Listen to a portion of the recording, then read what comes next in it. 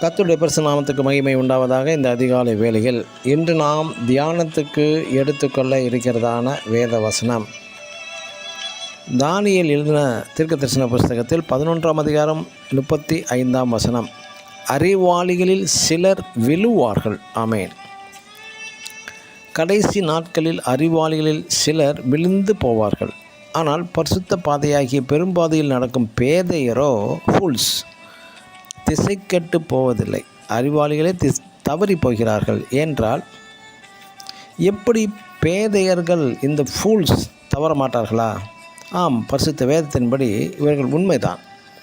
இவ்வுலக ஞானம் தேவனுடைய பார்வையில் பைத்தியமாய் இருக்கிறது மற்றும் ஞானிகளை வெட்கப்படுத்தும்படி தேவன் உலகத்தில் பைத்தியமானவர்களை தெரிந்து கொண்டார். 1 கொரிந்தியர் 1ஆம் அதிகாரம் 27ஆம் வசனத்தில் வாசிக்கலாம். மற்றும் அப்போஸ்தலனாகிய பவுல் தேசாதிபதியாகிய பெஸ்துவின் முன்னிலையில் அந்த பெஸ்து பவுலை பைத்தியக்காரன் என்றார். அப்போஸ்தலர் 26ஆம் அதிகாரம் 24ஆம் வசனத்தில். உண்மையில் பைத்தியம் உள்ளவர்களுக்கு கவலை என்பதே கிடையாது. நாளைய தினத்தை குறித்து கவலைப்படவே மாட்டார்கள். அதுவும் குறிப்பாக இந்த கொரோனா காலகட்டத்தில் இந்த பைத்தியக்காரர்களின் இறப்பு மிக மிக குறைவு, அநேகமாக இல்லை என்று சொல்லலாம். ஏன் பேதையரும் பைத்தியக்காரரும் கர்த்தருக்கு தேவை என்றால், உதாரணமாக தேவன் மோசேயிடம் உன் கோலை நீ சமுத்திரத்தின் மீது நீட்டு என்றதும் நீட்டினான். சமுத்திரம் 2ஆக பிளந்து இஸ்ரவேல் ஜனங்களை இந்த செங்கடல் நடுவே வெட்டாந்திரை போல் நடப்பார்கள் என்றார். ஒரு புத்திசாலியோ அறிவாளியோ இது கோலை நீட்டு என்றால் அது எப்படி நடக்கும் என்று யோசிப்பான். ஒரு மதியினன் பேதையன் மட்டுமே மோசேயைப் போல சொன்னதை செய்வான்.